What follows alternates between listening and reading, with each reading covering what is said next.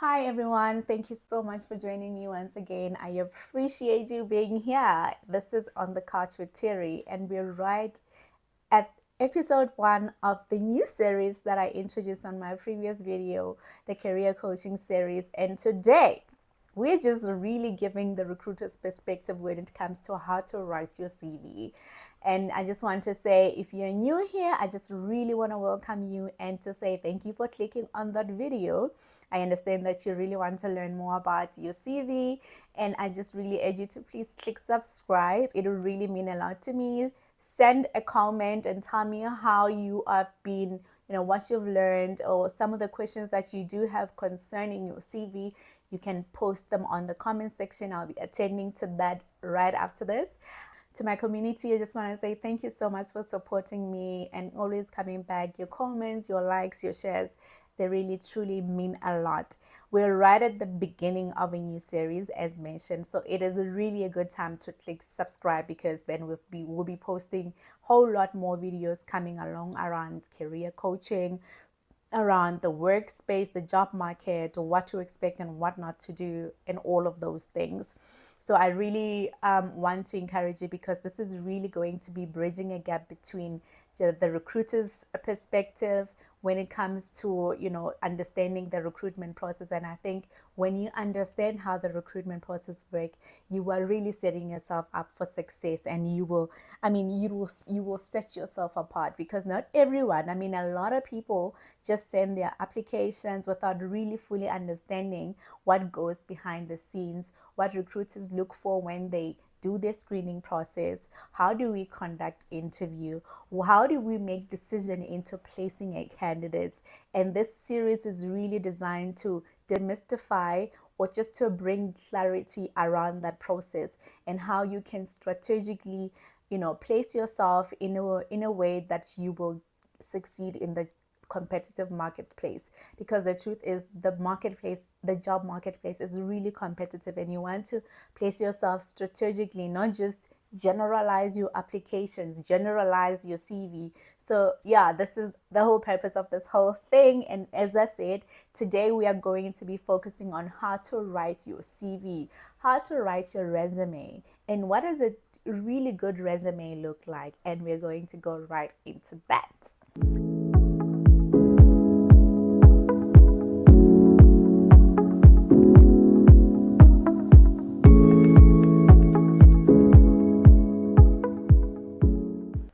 So today's focus is really going to be on how to write your resume, because we all do have a CV, we have a resume, but you want to make sure that your CV stand out. Because remember that from a recruiter's perspective, from the HR's perspective, your CV, your resume, it is the first thing that we have before we can give you a call, before we can conduct an interview, before you're called into the room.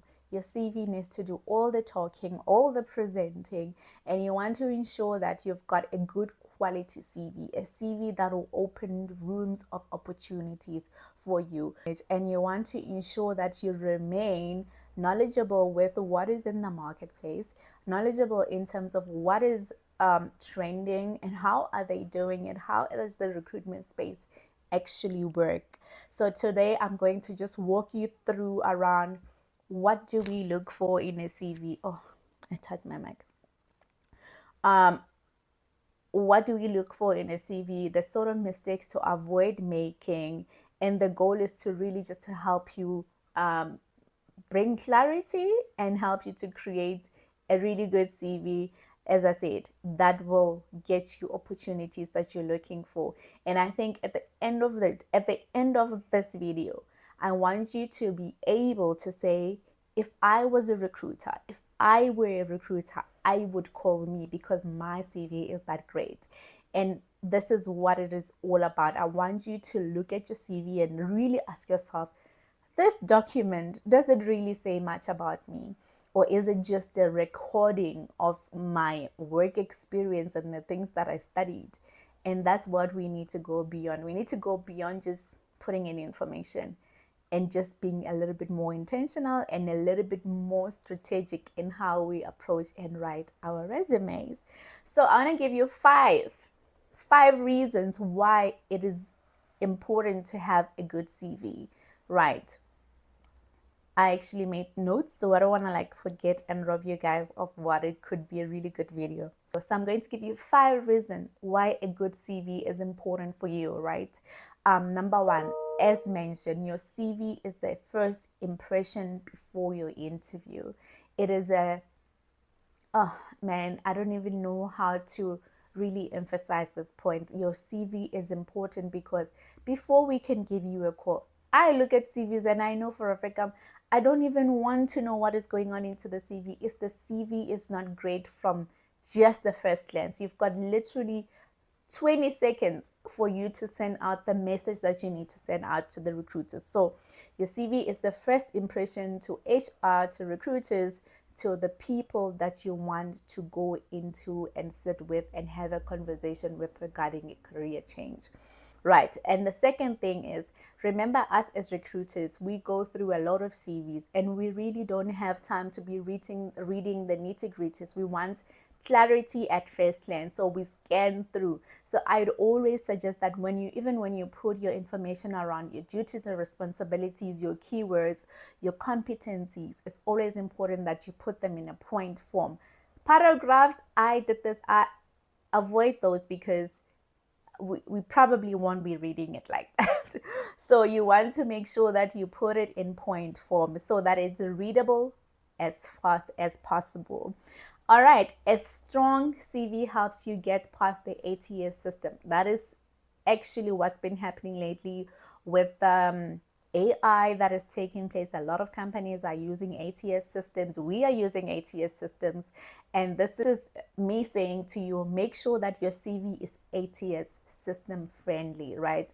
And what that means is you want to ensure that you've got good font. You don't want to have excessive points fonts on your CV. Just keep it simple, keep it clean. Point form would help you. You don't want to have your logos, your tables, avoid those. Make sure that your CV gets through ATS system because almost every single company uses that system. That's number 3. Number 4, a poorly written CV disqualifies you even if you qualify.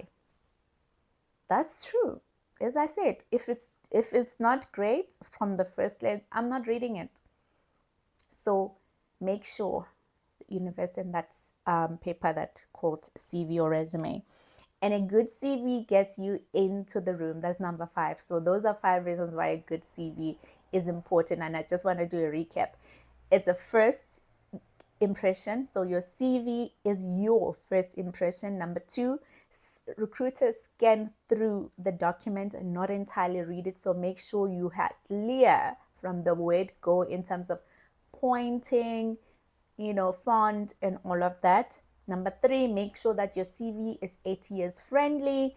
Number 4, a poorly written CV will disqualify you even if you qualify. Number 5, a good CV gets you into the room. That's for a fact. All right, and I want to mention that what to avoid when you write your resume, and I'll give you 5 things. 5 things you have to avoid when you write your CV. I may already have said it, but this is just to make sure that you get it. Okay, you get it. Things to avoid: generalizing your CV. Guys, the marketplace, the job marketplace, is highly competitive. It is highly competitive for you to actually think that generalizing your CV will get you the opportunity that you're looking for. Think about it this way. A lot of companies would have like one role. And when you go through the history of the role, you'll find that so many candidates, 10,000s of candidates have applied for that one role. And the question that you need to ask yourself is, what makes you stand out? Why should they pick you of all the 10,000 people that already applied for the role? So avoid generalizing your CV. And I know people are doing it because sometimes you're really like inundated. You just want to apply, you just want to get an opportunity, but you actually don't take time to look at the job spec, look at your CV, match the two together. And I really do encourage you to stop sending that general CV and start being intentional with your application. Number 2, avoid spelling errors and grammar errors and all of that. Like when I read your professional summary, the second we see spelling errors, it's like you don't have good attention to detail. You're not meticulous. It's already saying so much about you. It's already sending out a message that you actually didn't mean to send out to the recruiters. Number 3, complicated fonts. I already said this. Complicated fonts and formatting. This, no, it's not necessary. Keep it simple, keep it clean, keep it classic, and you will succeed, because that will get you past the ATS system as mentioned. Don't include your salary expectation on your CV. It's not necessary. We have that discussion during your interview process. And I think I will make a video on how to approach that question when it comes out in terms of how much are you looking for? What is your salary expectation? People always panic around it, which is understandable, but we'll have a separate video on that. All right, and inconsistent spacing and alignment. You find that you've put 5 spaces, and you make sure your CV is a good representation of who you are. And if you come up with a CV that's the spacing here it's big, there is small, here your merging is your spacing between the words is on like 0.5, there is on 1.5, I'm not doing it. I'm not calling you. And no one is calling you, because you are all over the place. You're not organized, and you will bring confusion. This is confusion, and you don't want to send out that message using your CV. So please make sure that you look at even the things that you think they will be overlooked. We are looking for those things. That is the same thing when we interview. You'd think we are focusing only on the things that you're saying, but the truth is we're focusing on everything else, even outside of what you're saying. So anyway, so that is the 5 things that I wanted to say you must avoid when you write your resume. And the last part of this video is a well-structured CV from a recruiter's perspective. What does a well-structured CV look like? And I'm going to give you 7 points, okay? Right. The first thing is minimal personal details. So what I mean by that, you want to ensure that you at least have personal information that you know we will require, your date of birth, because we need to know at least how old are you, your gender, are you male or female, or you prefer not to say, one of those things. But it's important to just share that information around. Where do you live? Because it matters as the people that recruit to know how far are you going to be from the place that you'll be working. So you're not your full address, but the area, maybe the where you live, your contact information. Make sure you've got your email address and your contact number. Make sure you verify it, because so many times we've seen candidates having an incorrect email address or incorrect cell phone number on their CV. You're not serious. All right. And make sure that, of course, things like your driver's license and all of that, those are personal details that you can include. And number 2, you want to have a professional summary. And a professional summary, it should be about 4 to 5 lines, of your little bit of your history, who you are, what you studied, what you can do and what you can offer, what impact and value you can offer, just a little bit more about yourself. And I've seen overwhelming professional summaries where someone goes on and on, unless if a company asks for a cover letter, or unless if you're going to have cover letter and then have your CV. But on your CV, just 4 to 5 lines of a professional summary will be sufficient. If you are requested a cover letter, you'll have that. A separate one that can fill a whole page, probably that is your motivation as to why you're applying for that specific role. Number 3, ATS friendly. We cannot emphasize this enough. Clean fonts, no graphics, no tables, no logos. Avoid all of that. Number 4, bullet point and key competencies relevant to the job spec. As mentioned earlier, you want to have your job spec, you want to have your responsibility. Make sure that you read the job spec and you align it. And we're not saying copy and paste, because if you do that, you've already failed. You've already failed. You don't want to copy and paste from the job spec, but you want to read the job spec and align it with your experience. And be honest, because if you're going to lie on your CV, you literally stand a chance to go to jail according to law. So you don't want to lie on your CV, but you want to ensure that the job spec and what you are the experience that you have aligns. And if it doesn't, don't apply, because then you don't qualify at all. That's where you frustrate yourself. You keep getting those rejection emails, but the truth is, you knew this was not your job.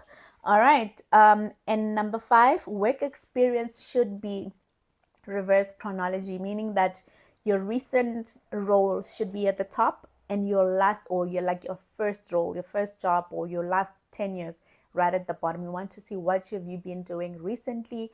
And I just actually want to mention this. A lot of people have gaps. Like, for instance, if you have not worked for a year, you want to make sure that you still take accountability of the time where you were not working, include it there, and mention some of the things that you were doing. During this time I was studying, during this time I was cooking, during this time I ran a business, a home business, where I was selling cakes, so I was helping my mother running her store, and I was doing her finances there. You want to make sure that in your gap, when you have the gap on your CV, you want to make sure that you take accountability for it and tell us what you've been doing about it. And that is really something that many candidates don't do, and that just makes you look redundant in some way. So you want to do that and make it seem like even when you are not in a professional setting, or you were not in a permanent employment, but you were still consulting, because what you do have is a skill. Because at the end of the day, you work because you're acquiring what you've been doing. It's a skill on its own. That means you can make use of it elsewhere. So take accountability of your gap time. Number 6, qualification, of course, that goes without saying. Make sure that you include your institution, the year of which you completed, your certifications, your awards, and all of that. Make sure that it's there. And number 7, this is the last one that is really, I've heard people saying, oh, keep your CV at 1 to 2 page. But based on what? Based on what? Because I do think 1 to 2 page CV should be for someone that has 1 to 4 years of experience, or maybe 5. I think the length of the CV really depends on who you are as a professional. You could be a graduate. I think for a graduate, 1 pager is fine. And for someone with 1 to 2 years to 3 years, 1 to 2 pages is fine. And I don't think we should restrict people to say all CVs need to be 2 pages. That is not entirely true, because you could have 10 years experience, 20 years experience, and you must include those things that you've done. Because why? When we search keywords, and if you didn't include it, we don't know that you're doing it.